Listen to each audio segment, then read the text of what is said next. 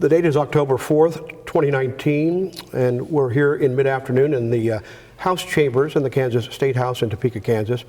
I'm Jim McLean, a reporter and editor at the Kansas News Service. I covered the legislature and Kansas politics for more than 30 years.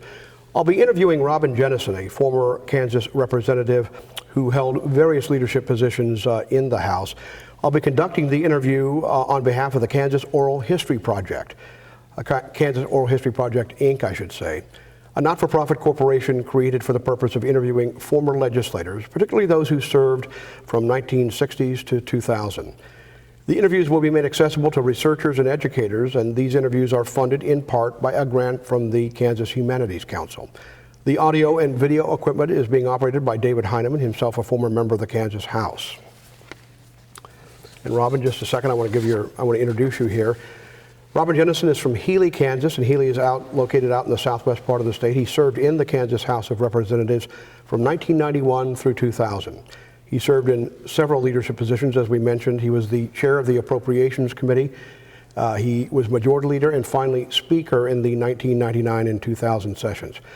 He ran for governor in 2006, but you didn't get elected that year, but you ran for governor in 2006 and spent several years around the Capitol as a lobbyist for various organizations.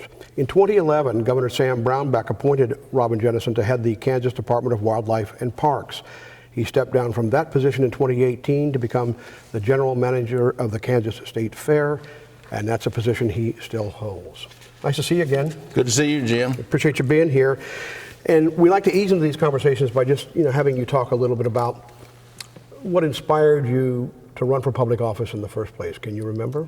Well, my family was always very political. I had an uncle that had actually been Speaker of the House, and he'd actually run for Lieutenant Governor back when you ran separately from the governor.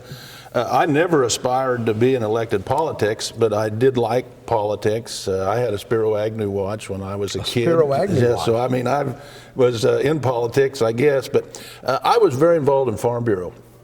And my predecessor, Max Mumaw, had decided not to run and asked me if I wanted to run for the legislature. And I said, no, I really enjoy what I'm doing. I was on the board for Kansas Farm Bureau.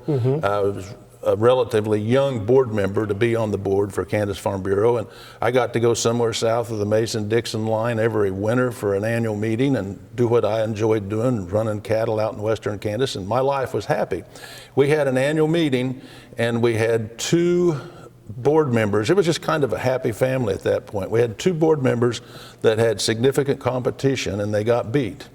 And when I got home, I called Max and I said, Max, if politics is going to enter the Kansas Farm Bureau Board of Directors, if I'm going to be in politics, I just as well be in it for real, and I would like to run. And so I ran, and the first year had a four-way primary and a lady that ran against me in the general and ended up getting elected. And so why do you think Max approached you in the first place? What was it about what you were doing then that made you somebody who he thought would want to be here? I was involved in politics, but Lane County has always been very protective of having that position in that district, regardless of really what district we were in. It goes back, when we quit having one person per county, that's what it was when my Uncle Robert was in.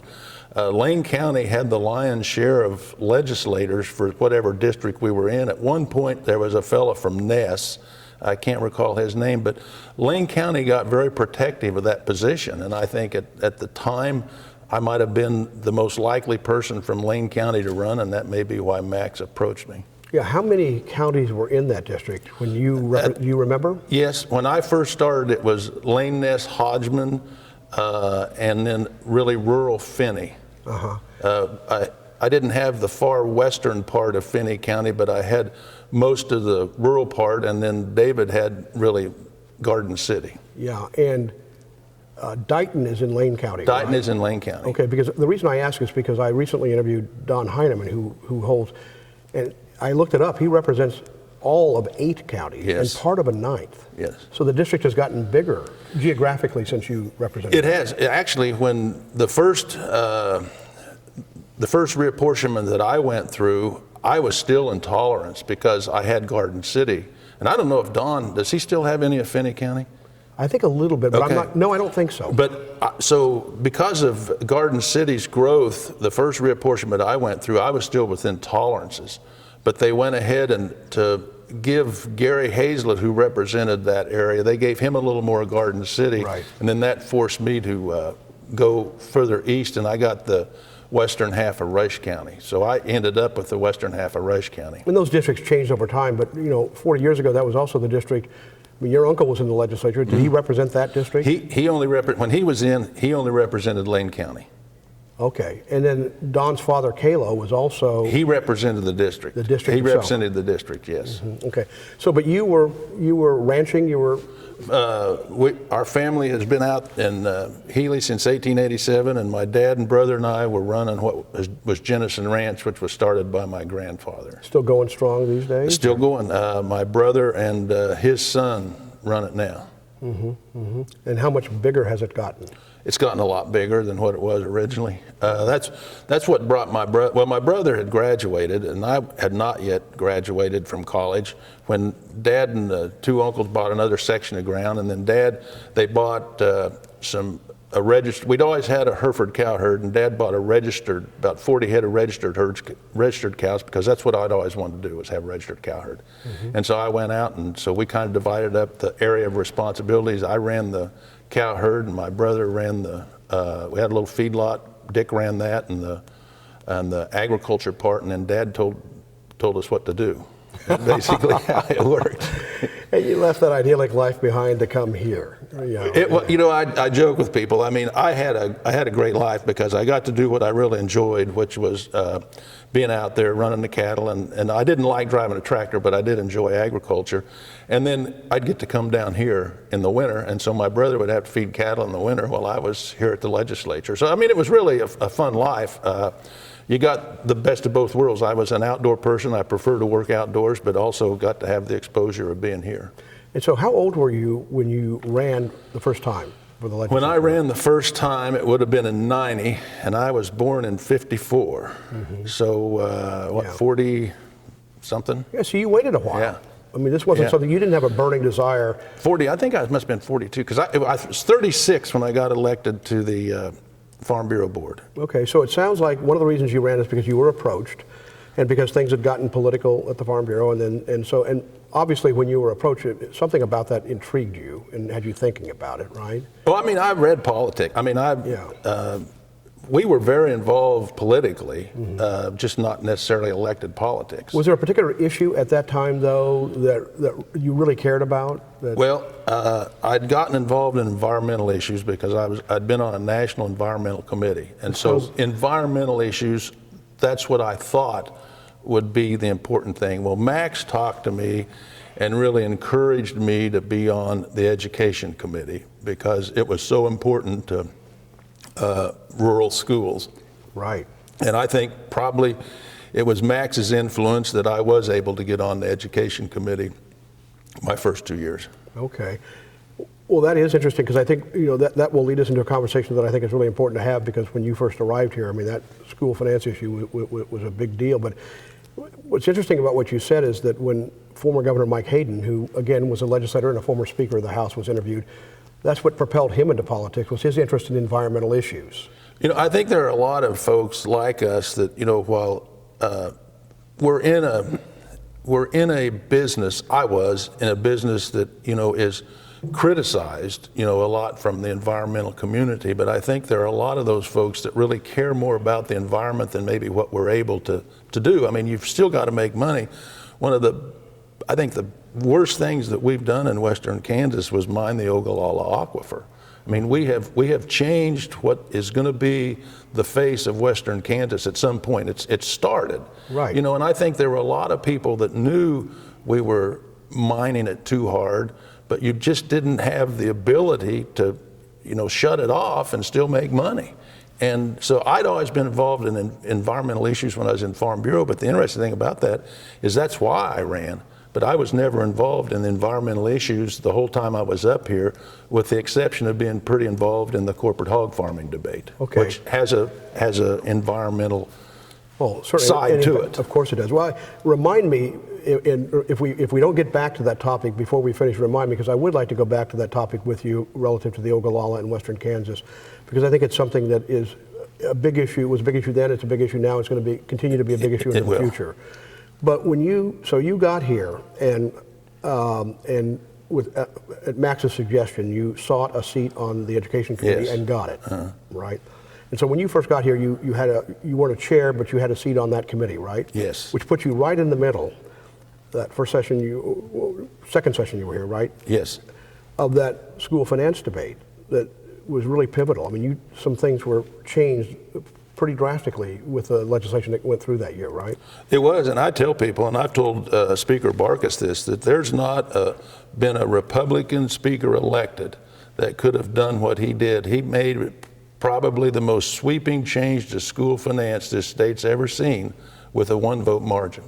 And there's not a Republican speaker been elected that could have done that. And that was from the standpoint, well, I disagreed with the law, the bill, but it was a marvelous job on the part of Marvin and his caucus maneuvering it through the process, right? And you come to appreciate that, particularly in retrospect, given after I was speaker, I really appreciated it. How hard it really, because you had more than a 1-vote majority. Oh, we did. We had a great majority. I don't remember what it was, but we had a sizable majority. Right. Well, sometimes you have to get really creative when the margins are that thin, right? But you say you didn't agree with the policy, and so let's just talk a little bit about that, because the idea there was, because of variations in how property was evaluated and how much wealth there was from one county to the next, the idea was they wanted to equalize the tax burden across the state, essentially put everybody on an equal footing, so they created this statewide mill levy. Why were you opposed to that? I think the biggest, so I don't know if you remember, but we had a Republican alternative. When they first came out with the first one the Democrats had, it had the average mill levy at 45, or it had the mill levy at 45. Yeah. And we put together, and I may have been the chief author of it. I mean, Mike O'Neill was higher on the food chain. He chaired the committee, didn't he? Yes, he was, but he was not on education, and I was. And our philosophy was that what the school districts really needed was a broader tax base. And so we had a formula that gave them the sales tax and continued to give them the income tax, because there were schools that, like you had some urban districts that had put out IRBs and really given away some of their tax base. And so a sales tax would have been very good for them. I think a sales tax would have been very good for Wichita, in fact, to give them some more money. So our formula actually gave them all 3 taxes if they chose, and then it was all equalized, and I don't recall how we did that. And we took the average mill levy down to, I think it was 35 mills. I think it was the same thing. In I say the average. There were some higher than that, and there were obviously some lower. So you're still allowing some variation. Yes, but the average, and that's when the first amendment made was Chairman Bowden carried that on the Rick Bowden. On the floor, and as soon as he explained the bill, he'd asked for amendment, and the first amendment was to take it down to the 35 mills, which was that's the max anybody would pay. And then that got on, and then I carried down our amendment, and we got. I don't know, I think 50 some votes, pretty something close. Like that. There were some Republicans that did not vote for it, but we got quite a few votes. And then ultimately they prevailed. And then the Senate, just really labored with that. We came back for that veto session, and we didn't really have a lot to do in the House because the Senate was just having such a challenge doing something, Right. And you were under the gun because you came back for the veto session. In those days, those veto sessions were pretty short, right? They tried to be. And that was a long veto session, though. That one was. Yeah. But typically in those days, 3 or 4 days. You didn't leave all the heavy lifting like sometimes happens these days. But that year, but Judge Bullock here in Shawnee County, I mean, you were pretty much under the gun to get something done that session. Well, that was the interpretation. I've always thought that we should have let that play out and take it to the Supreme Court back then. But because I think the challenge that I had with when I first got here in the education, the first year I was here in education, we had some excellent testimony, because typically you would have the Kansas Association of School Boards on one side and the KNEA on the other. And they were both very good organizations. They knew what they were talking about. And as a member of the Education Committee, we had outstanding testimony from both of them, and then we'd make up our mind. After we passed school finance, the new school finance, then basically what was important to both of those was getting the state money for the school. And so I think it really made the debates less, and we didn't have the opposing sides coming in and giving us their view of the world. And the challenge that I saw with what we ultimately did was, it just doesn't work. You know, when the school board has to levy a local tax, they're more responsible with the money. When they're getting it from the state, they're not nearly as responsible with the money. And I don't necessarily have a problem with the state funding the schools. I just think and nobody's going to want to do this, but since I'm not elected, I can say this. If the state's going to give the monies to the school, then the state needs to have more control over how the schools spend that money. And I don't think we ever did that part. Well, that's interesting, because that's a debate that is still raging here at the State House, is that accountability debate and what is the role of the state relative to the local school districts. But so the way that functioned, though, is that mill levy, that standardized mill levy, those local taxes were levied, the money came to the state and then was redistributed based on a lot of weighting formulas and a whole bunch of other things. And so, I mean, it was kind of a pass-through thing. And again, the notion there was to equalize funding across the board. But you weren't necessarily opposed to that goal. You just had a different way of getting there. Yes, I mean, I think that it was accurate that well, you know, property taxes were extremely high back then. You know, they were too high, and that they continue to be. I think, you know, all the biggest tax problem we've had in Kansas has been property tax. You know, there's a lot said about sales tax and income tax, but the fact of the matter is the biggest problem we have is property tax. Because it doesn't tax people necessarily on their ability to pay. That's exactly right. And we've never modernized to where we've recognized that property taxes are paying for a lot of things that are not services to property. You know, if you go back to the way property tax, I think, should function, it should be services to property, and that's we've gone way past that. But I think that more importantly, it's this idea of not having the person that's raising, or the entity that's raising the taxes, being the one that's setting the rules. And I think that's just the flaw with the school system we've got, or with the school finance system we've got now. And it even went further. And these were two of my dear friends that thought this up originally, but Kent Glasscock and Steve Lloyd wanted to equalize construction of buildings. And that's even worse, because there's no parameters on what you're going to build with that equalized amount of money that's going to build buildings. And so I think at least with that, the state should be setting some parameters on what do we need in a school building. It's interesting. I hear echoes of current political debates in everything you say. I mean, Chris Kobach was running for governor. I mean, one of the big issues he was making were if school districts are struggling to the extent that, why do I see so many really nice school buildings across the state? Because that money is available, there's an imperative to spend it. Right? I'll tell you, and you talk about schools. So when I came to the legislature, the richest school district in the state was Shawnee Mission per capita. The second richest school in the state was Healy, Kansas, USD 468. USD 468 was one section over what it took to meet the minimum requirements in size to be a school district. And the way that they did that back in the 60s when they consolidated is they went up into Gove County, which the western Gove County is very sparse. There's not very many people living out there.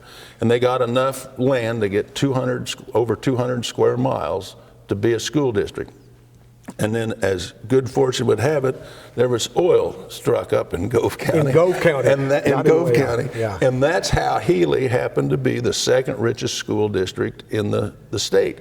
Well, Healy and Shawnee Mission have something in common other than that.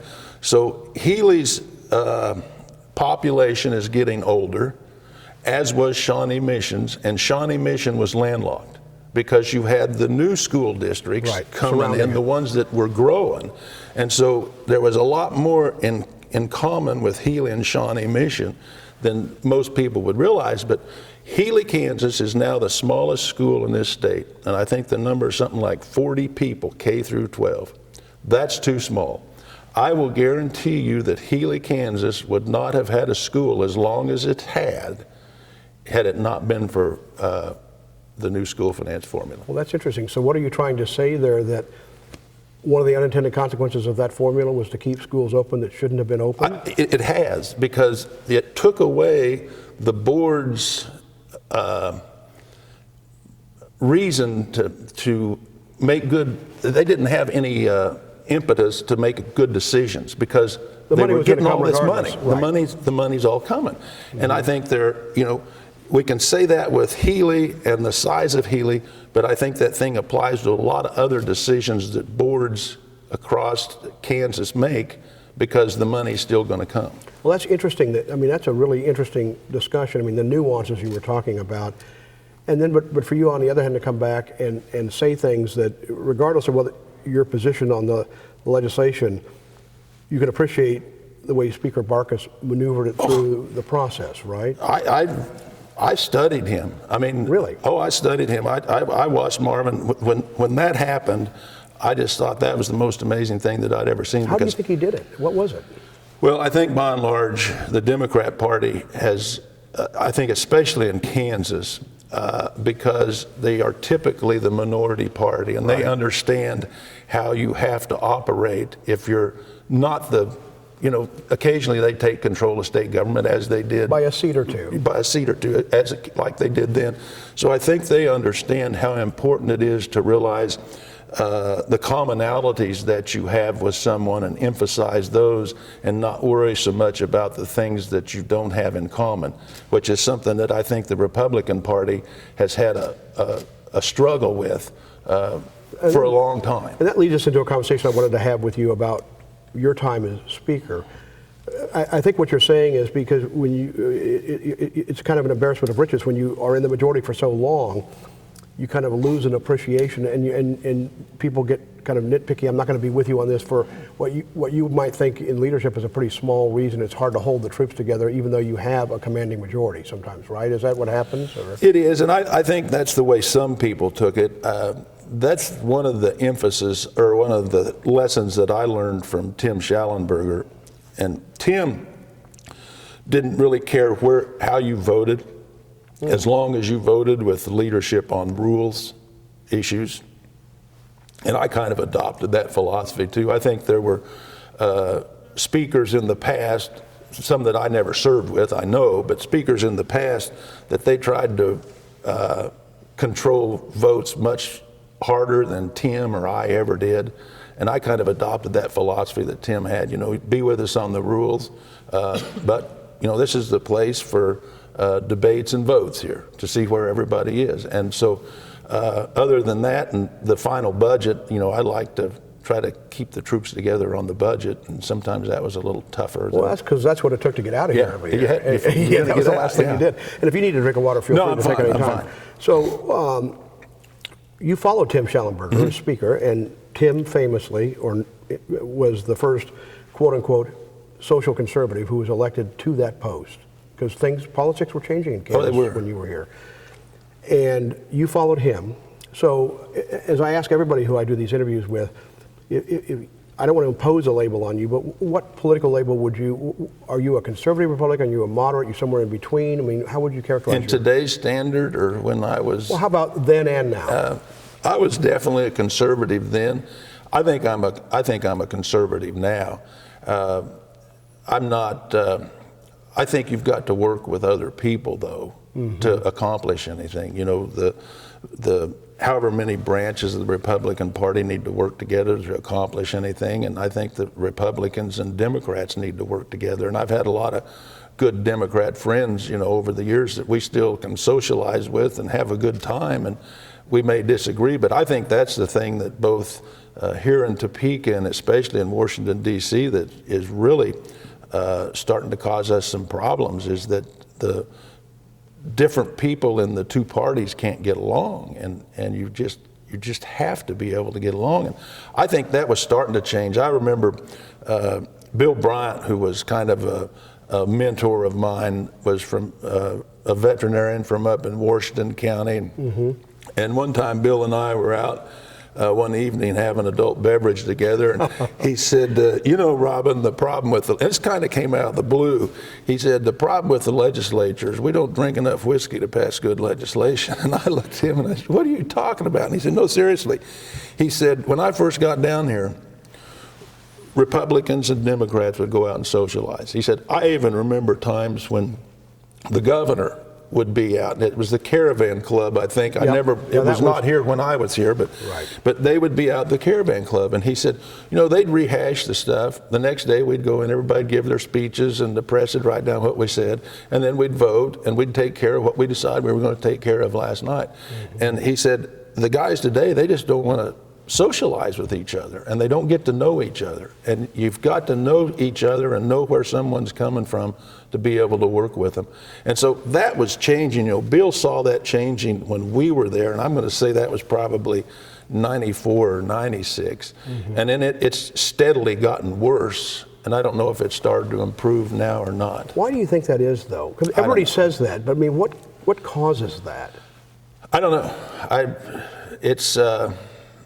You know, I could see it starting to get a little worse when we were here within our party, but I was too close to it because we had a pretty good speakers election when Susan and I ran against each other, and it took a couple of years for us to get over that. You know, but she'd been pro tem, right? She'd been pro tem, and I had been chairman of appropriations. How close was that race? 3 or 4 votes, I think. It's a close race. Right. Both of you were essentially conservatives. We were rural, she was urban. And we had been great friends throughout the legislature. We came in at exactly the same time. We had both worked with Tim Schallenberger when he ran against R.H. Miller. So, I mean, we had been allies the whole time. And then when we ran against each other, it took a little while to get over. So, Schallenberger was Speaker, Susan was pro tem, and you were Majority Leader? Is that the way? No? Yes, it was. I was a chairman of appropriations and Majority Leader, so that was it. The leadership team was Tim and me and Susan. And so the two of you then ran for his spot. What was your pitch to the caucus in that race? Do you remember? I can't remember. Yeah. The positive that I'd had for my legislative career is the first year I was here, I was on education. The first 2 years, I got some visibility on that, carrying that amendment.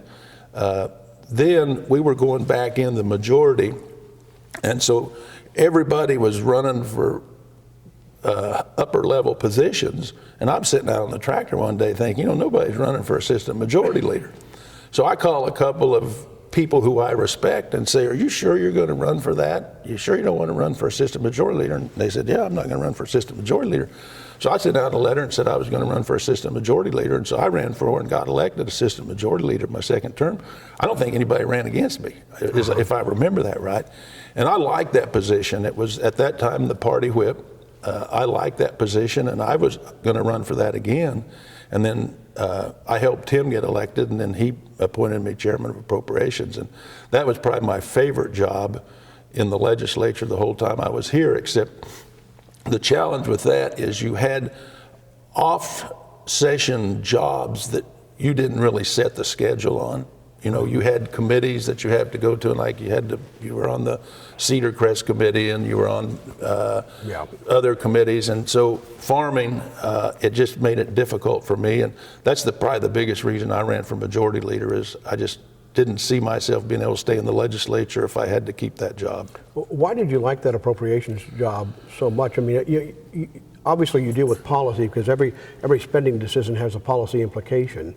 But it really is. I mean, you're just keeping the books for the state, and you're setting priorities by how you spend the money, right? I mean, well, there's so much you can do in an appropriations conference committee report. Is that when provisos were just starting to we used some of those appropriations. I'll tell you, R.H. Miller told me, because he's the one that when I got elected assistant majority leader, he put me on appropriations, and he said, Robin, and I told him, I said, you don't need to do that, R.H. I'm happy with assistant majority leader. And he said, Robin, there's 2 committees where you can learn about state government, appropriations or rule and reg. And he's exactly right. You learn more about state government being on those two committees than any other committee, and it touches practically every other committee. And it was just it was a fun committee. I enjoyed the work, and I'd have been glad to stay there a couple of years, but it was just, I just couldn't do it. It was too demanding. What did you learn about state government serving on appropriations? Did it confirm your worst fears about state government? Did it make you think that maybe state government operated better than maybe you had thought? I mean, is there any big takeaway from that time? I think state government works pretty good. I think that one of the biggest challenges is the legislature. I think one of the things that we do well is we do new things well, but we don't take care of the old things very well. And a great example of that is we were having conference committee, I think it was my first year, well, it was because Gus was chairman. On the Senate side. On the Senate side, and then Dave was then the next year, but we were having a conference committee, and the Senate had put new carpeting in the Judicial Center. Now that hadn't even come up in our debate, and Senator Rock was there, and finally after we'd come back a couple of times and not take the Senate's position on the carpet in the Judicial Center, Senator Rock got Chairman Bogina's attention and made an impassioned speech about how bad this carpet looked over in Judicial Center. And I said to him, I said, Senator, that did not come up in our debate. And if you'll just take that out, I'll make you a promise when we come back for the veto session. Gail Mollenkamp, who's one of the most conservative guys here, I said, I will take Subcommittee Chairman Mollenkamp over Judicial Center. And if it's as bad as what you say, we'll put that in our omnibus budget. So Gail and I meet a day ahead of time. We we tell them we're coming over. We go over there. It looked like crap. I'll tell you what. So they put over Judicial Center. They put all of these troughs in the floors for the cables. And now this was before computers, but somebody thought ahead. So they had all these troughs. Well, then, instead of putting down carpet squares, they carpeted it. So then as they needed to work on it, they would cut that carpet and lay it back down. They're lucky some lady with heels didn't get bad hurt, because I mean, it was terrible. Gail comes back, puts it in his budget, and it was all fine. But that just is an example of, we just didn't take care of it. And it may have been times where somebody over there would have come over and said, hey, we need new carpet, and it didn't make it through the process. And docking is a prime example of us not taking care of a building. It's so easy to build new buildings and so difficult to take care of the ones we've got. And that lays squarely, and not just this legislature. I mean, we did the same stuff. I mean, legislatures in general are not very good at taking care of stuff. No, because they want to show their constituents the shiny new thing, but that's interesting because that seems to kind of, you appear to me to be that kind of conservative. I mean, that's the initial political definition of conservatism is essentially stems from it. When you just take care of what you've got, you kind of cover the basics, and then you do other things when you can afford to do it. And so that just seems to square with your overall philosophy that you just need to do a better job of maintaining those things. Well, I tell people, and this is the challenge here, there are, this may be a little exaggeration, but there are 165 rational people in these two houses. But what the end product is hardly ever rational, because of what it takes to pass something. Yeah. If you'd ask any one of these guys to solve a problem, they could probably solve it. But when it comes to getting 125 over here and 40 over in the other chamber to vote for it, it gets different. You have to get a little irrational every now and then. Well, let's talk a little bit about your time as Speaker, because you served 2 years. 2 years. And it wasn't the easiest time, right? It wasn't. I mean, it was okay. We had some challenges getting over the Speaker's race because we had a few moderates in the caucus, but it was basically we kind of split up what had grown to be a pretty good conservative majority under Tim. As you said, Tim was kind of the first leader of the conservatives and did a great job holding it together. And I think had Tim wanted to run for a third term, he would have easily gotten We elected. might have allowed him to break precedent and do it. He would have easily gotten elected. So it was the first time since we'd put that group together that we'd run against each other. And so it made that first year tough. But even at that, I think we had a pretty good couple of years. You know, we did the 99 transportation plan then. We restructured school finance then, and that was a bipartisan. You know, I put Kent Glasscock was majority leader. I put him in charge of it, and it was bipartisan. I suppose pretty close to even numbers. I don't know that we even divided that up based on it was a special committee. So what you're saying is there were some interpersonal difficulties with personalities because of the closeness of the speaker's race, and that was inevitable with whoever was going to follow Tim in that position, probably Tim Schallenberger. But in terms of legislative accomplishments, do you think you got some stuff? Well, we took care of business, and we got some major stuff. Well, let's talk about that transportation bill in '99, because that was interesting. Because what we did, and you know, all governors do it, and nothing against Governor Graves, but you know, when they present their budgets to the legislature, there's some hokey numbers in their budgets, and you know, they all do it. Governor Graves did it too. And we had a meeting that was Governor Graves and President Bond and me talking about the highway plan. And the governor said something that, you know, I'd like to do this, but, you know, it's not something that I'm going to fall on a sword for. And it wasn't in his budget, right? It was outside of the budget? It wasn't in his budget at that point. And so we decided to do it, but he wasn't going to help much, basically, was what it was. I mean, he wanted to do it. He'd had a good 4 years. I think he'd just gotten reelected. And so it wasn't going to do anything for him. And anyway, so I told him, I said, well, let me pass it over at the House first.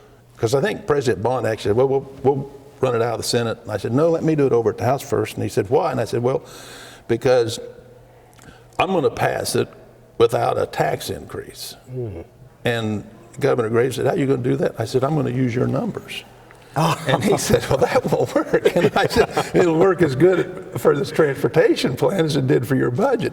So we did. That first transportation plan that came out of the House had no tax increase. I think it was a 7-year plan, but I can't remember the years on it. You obviously allowed some bonding in there. No bonding No either. bonding. It just pay as you go. It was pay as you go, used his numbers. And the idea was we would pass it the first time that way and get votes, which we did. And then so then it would have a little momentum. Well, then President Bond, you know, he had Vidrickson over there. You knew they could pass a transportation He's got a highway named after him. So we passed it that way. It goes over to Senate, and they pass a more reasonable transportation plan, and it goes to conference. So you're acknowledging that the bill you passed wasn't all that reasonable. It wouldn't have worked. It wouldn't have worked. But it didn't need to work. It just needed to get enough votes to get out of here. Get on the move. We did it, and then the Senate passed a plan, and then we went and really negotiated from there, you know, between our plan and their plan, and got one ready and passed it. And we would have passed it because it was good for Southeast Kansas. Governor Graves got a little nervous about it, but that's how we passed the 99 plan. Well, it's interesting you should say that because, you know, you look back and lots of things are important in a relative sense, but a lot of people look at the way the state has followed one comprehensive transportation plan with another, and the state has a reputation nationally for having a highway system that's in good shape, and you've got to think that had a lot to do with keeping the economy of the state, sustaining the economy of the state. I mean, it paid dividends, specific dividends. There's no question, and you know, and you take that back to the conversation we were having a little bit ago about taking care of things. About taking care of things. The reason it's easier for us to take care of highways because our people see the highways. They drive on the highways, and they see when you have an accident, a highway that hadn't been upgraded enough and starts having a lot of accidents on it. You know, people see that and they respond to it, and so I think that's why Kansas. And if somebody trips on the carpet in the Judicial Center, nobody knows about it. Knows. Right. So I think that's why we've done a better job with highways, and you know, that all started with Mike. You know, I mean, Mike Hayden. You know, Yes. I mean, that was a big deal 89. When we did the 99 plan, I read Burdette Loomis's book about the 89 plan just to kind of see, you know, how it all worked, because that was a big deal because they really hadn't done anything like that before. It's interesting. This is a little aside note, but I think it's It's interesting in Kansas. One of the things I really like about Kansas and being around Kansas politics is the degree. It's like 1 degree of separation, right? Well, Burnett Loomis wrote that book because I got him a press pass when I was the reporter, the news director over at the public radio station, that allowed him to sit in and on the floor and essentially do journalistic work to help write that book. And so, and now to hear you, it was helpful for me to read that book. Mm-hmm. Yeah, it really was. Well, and so the transportation, that's something you look back on and think that, okay, we really got something done. And talk about now, we started our conversation talking about the school finance plan that passed when you first got here. So what did you do in 1999 to change that? What needed to be done then? I don't know that we really did much to that. Okay. I would have been, and that's probably a good reason why I left. I was one of those guys that wouldn't have done much to have made that any better, because I just thought it was the philosophy of it was so wrong. Mm-hmm. You didn't want to fix it. I didn't want to fix it. I thought the philosophy was so wrong. The fact of the matter is now it's our school formula and you got to take care of it. But it's probably a good thing that I left when I did, because I just never did like it. Never would have tried to. I wanted to go back the other way. I thought that wasn't feasible in your mind? It wasn't feasible. I thought even with conservative majorities in the House? No. School finance it's too geographic. You've watched them. Yes. The runs come out, everybody looks at the runs, that's how they vote. People do not keep their philosophical purity when it comes to school finance. Right. They're looking at the Yeah. the ledger lines. And I may be wrong, but I thought I always did, because I knew that if Healy continued to and it was a no state aid school when I got here. See, that's the thing about this. Healy, Kansas, the only aid they got was transportation aid. They were a no state aid school. Because of the oil in Gove County. Yeah, because of the oil in Gove County. Yeah. And then it got to where, I think, I don't even know how much they were getting. I remember one time where they were getting almost $1 million.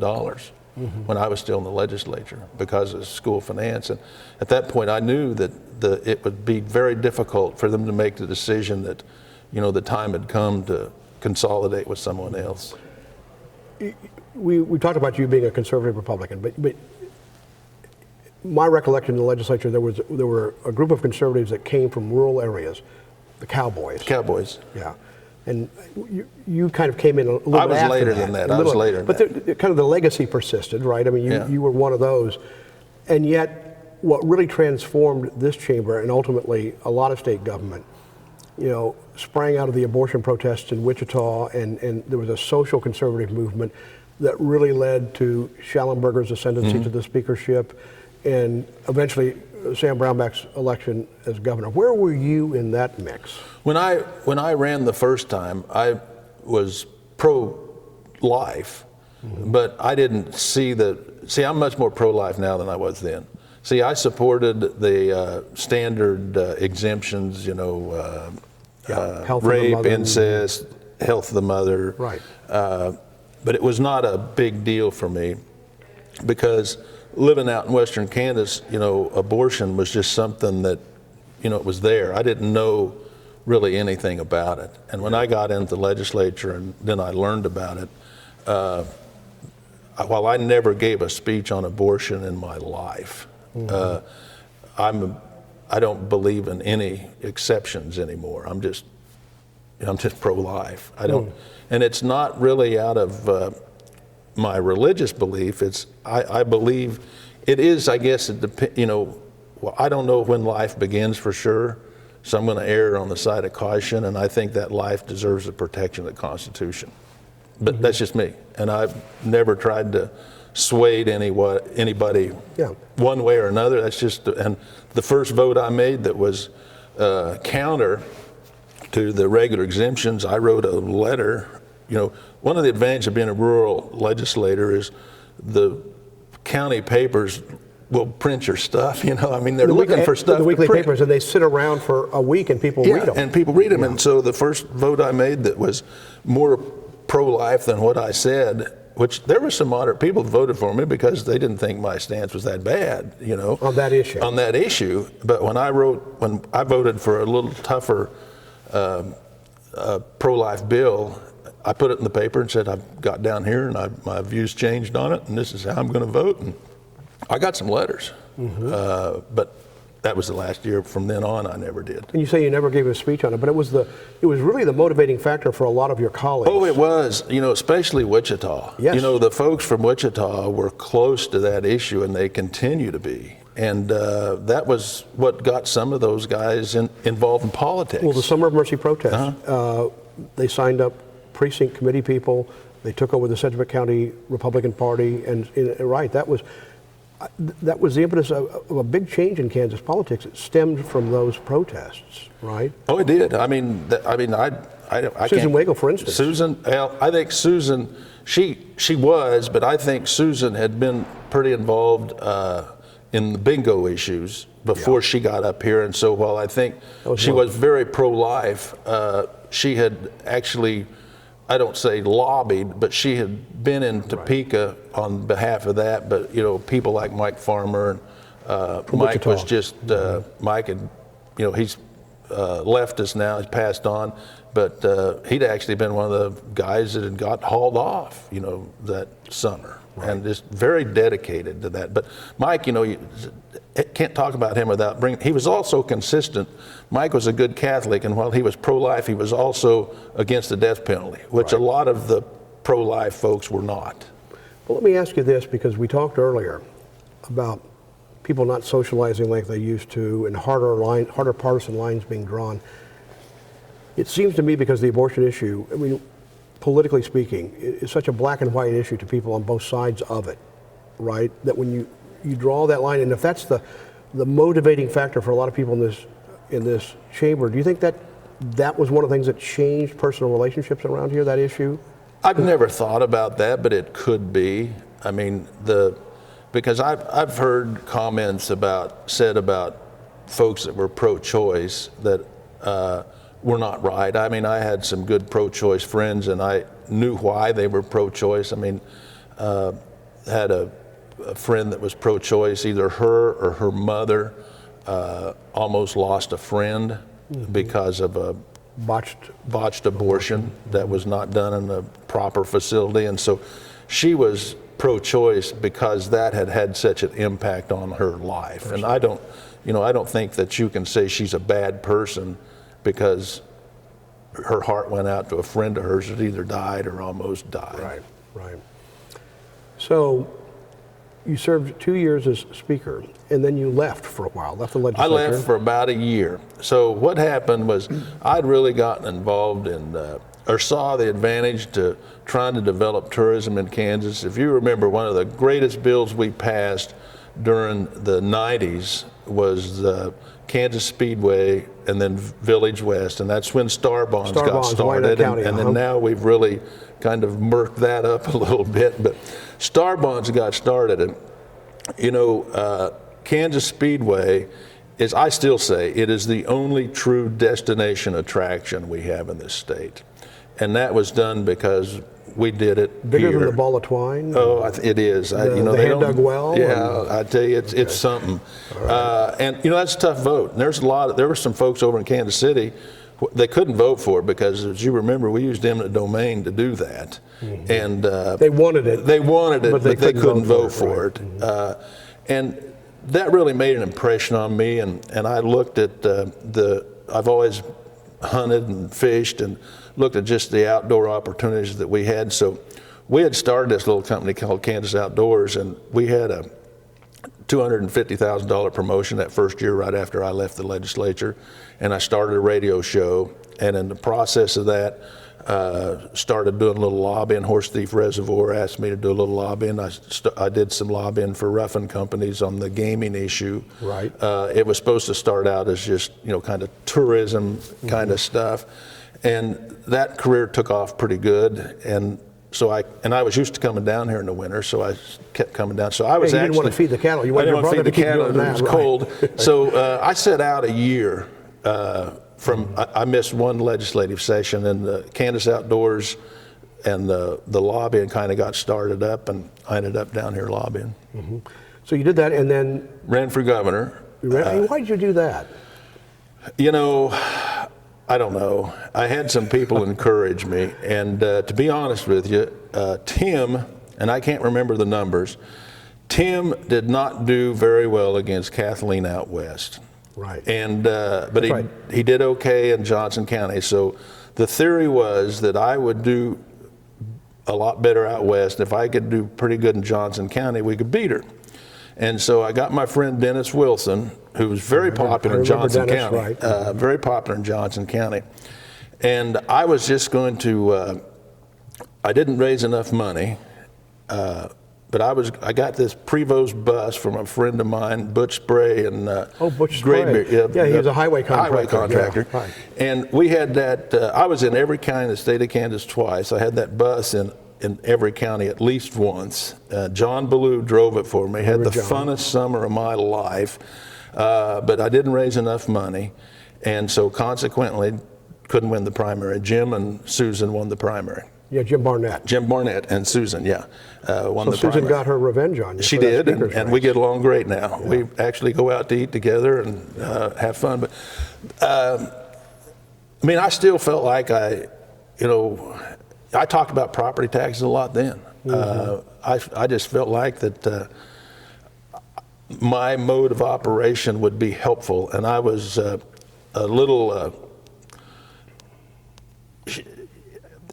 She hadn't done it yet, but Kathleen, her view on sunflower, which, I anticipated that, and then I ended up lobbying for sunflower electric. The coal fire plant. They had such a tough time getting. Yeah. But no, I just was really interested, and I thought that Western Kansas needed somebody, and it goes back to the corporate hog farming. That was great economic development for certain areas of the state, and Western Kansas, rural Kansas, all of it. We've got to do something, or it's just going to continue to, kind of dry up.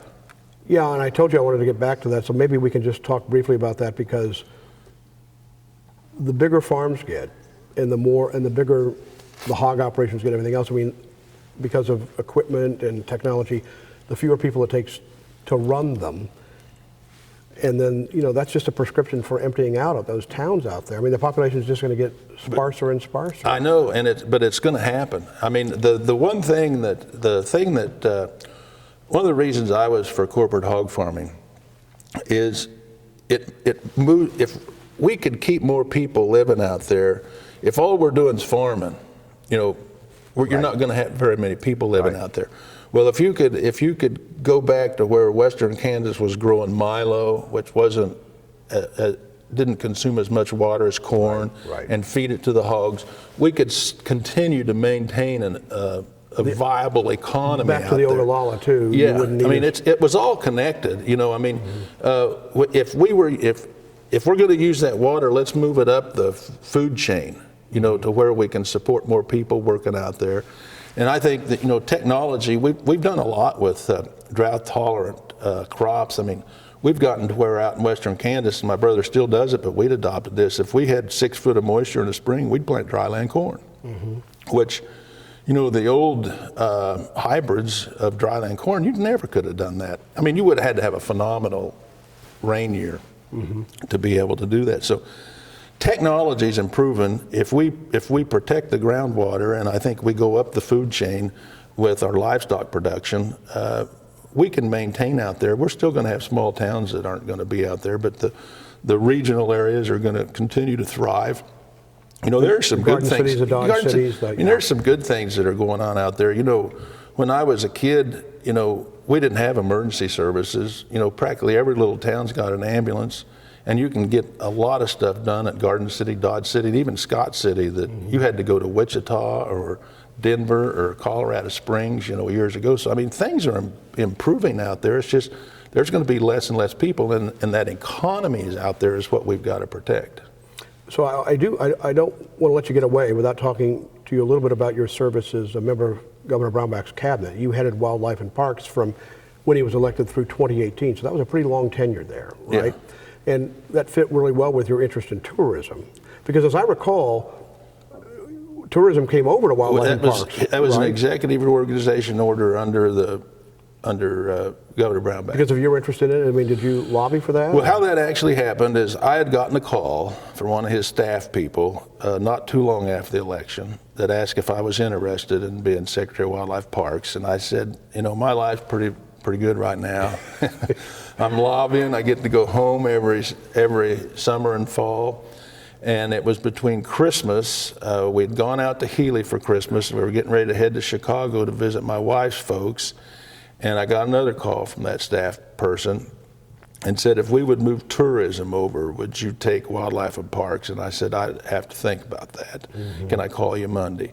And I think what the Governor Brownback's thinking was he wanted to try to streamline state government. And I think he wanted to combine some agencies.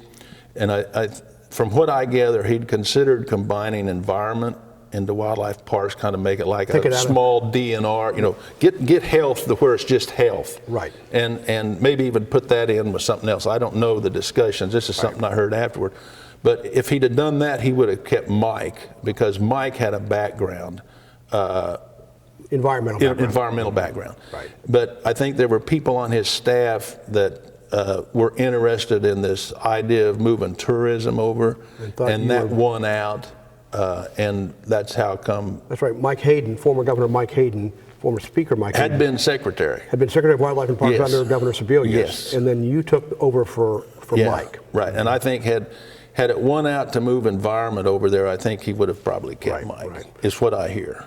So talk a little bit about that job. What were you able to accomplish in that job that you look back on? Well, the big thing we accomplished in that job was we really got their revenues up. You know, the one thing, and Sam was a great governor to work for, he gave you some overall goals and then let you run it. We were able to increase the salaries over there. The biggest thing when we got over there, parks didn't have any money at all. One of the years when Mike was secretary, I just happened to be in a subcommittee, and they weren't going to have enough room to pay their payroll, and so he was withholding road money, and they found that out, one of the subcommittees, and so I swore if it ever happened to me, I'd tell them. The same thing happened that second year. We'd already planned on. We had a plan to pay for the cabins. The cabin program, which Mike started, we only got building small cabins at state lakes. And we only got 70 or 25% of that revenue because Wildscape, which is a foundation that was created to help wildlife and parks, they'd borrowed the money. And so until it was paid for, we only got 25%. We were having to do the development costs, put in the cement floors, run the electricity, and take care of the cabins, and 25% was, only getting 25% was bleeding the agency. So I went to Sam, and it took $1.7 million to pay that off, and he let us pay that off, so that was a big deal. But we had less than $300,000 in balances when I was there, and we knew that they needed to have more of that to sustain something like this year, and we'd hoped to get up, their budget at that time was about 11 million, to get up to 9 or 10 million. When I left, they had a $4.5 million balance. So are you talking about state general fund money only there? No, they don't get any general fund money. Well, they did. But they did when we got there. We got rid of that, but they still did get some EDIF, but we also absorbed tourism. Right. So we were getting, Wildlife and Parks was getting the same, when I left, was getting the same amount of EDIF, or it was EDIF and it used to be general fund. Yeah. They were getting the same amount that they got when I got there and absorbed tourism, which was getting about 2.5 million. So EDIF is the Economic Development Initiatives Fund, which is lottery money and things like that. Yeah. So, but during your tenure there, then you hit the budget problems. How did that affect you at Wildlife and Parks? It really didn't.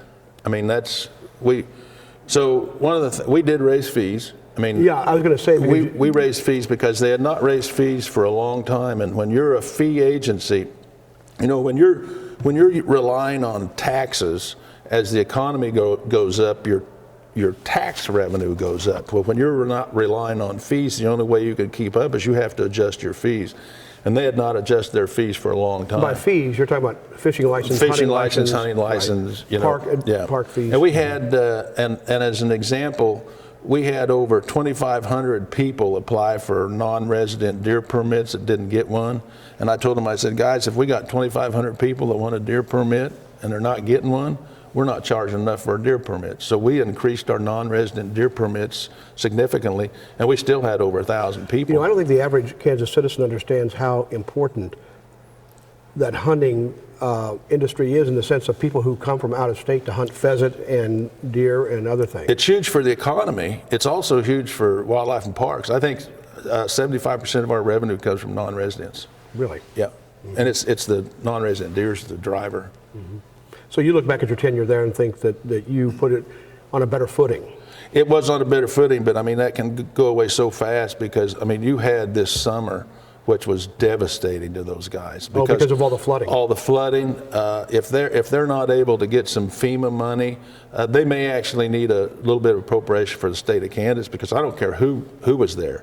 This summer was going to be devastating for that agency. When I talked to Mike Hayden, and I'll let you go, but I do want to get your views on it. Mike Hayden, you're talking about rural Kansas and what can make a difference for rural Kansas going forward. You know this, I'm sure, already, but he's of a mind that we do far too little to promote the land in Kansas. You know, we have relative to other states in the plains, we have less public land. We just opened up a new park out, Little Jerusalem. But he thinks there's a lot more that we could do to create ecotourism. What are your views on that? I agree with that. I think, but there again, that's a problem with the legislature. You know, they really got tough on letting us buy ground. I say us, wildlife parks and tourism. Mm-hmm. And, you know, we had, for instance, now I forgot the name of it. It's down there between Wichita and Pratt. It's a great area to hunt. We had an opportunity to buy some ground that was right next to it. It's not Cheyenne Bottoms down there. No, that's over here. But at any rate, you know, there are not a lot of opportunities. Is it Quivira wild? No, there's not a lot of opportunities for people to hunt unless you're hunting on private ground. Right. And it's getting tougher and tougher to get permission to hunt on private ground for two reasons. One, we don't have as many people people have moved to the city. And the other is there are a lot of farmers, and I don't blame them, that are leasing their ground out and actually making some money. And if you're in agriculture, you need to make money just like everybody else. If it helps to lease your ground out to make money, they're going to do it.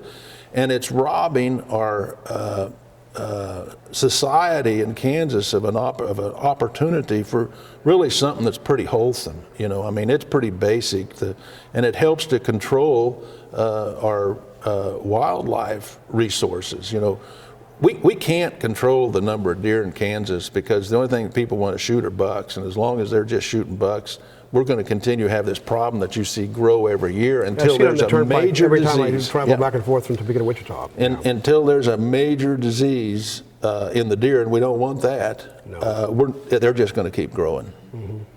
We've covered a lot of ground. Is there anything I didn't ask you about that you wanted to talk about? I can't think what it is. Yeah.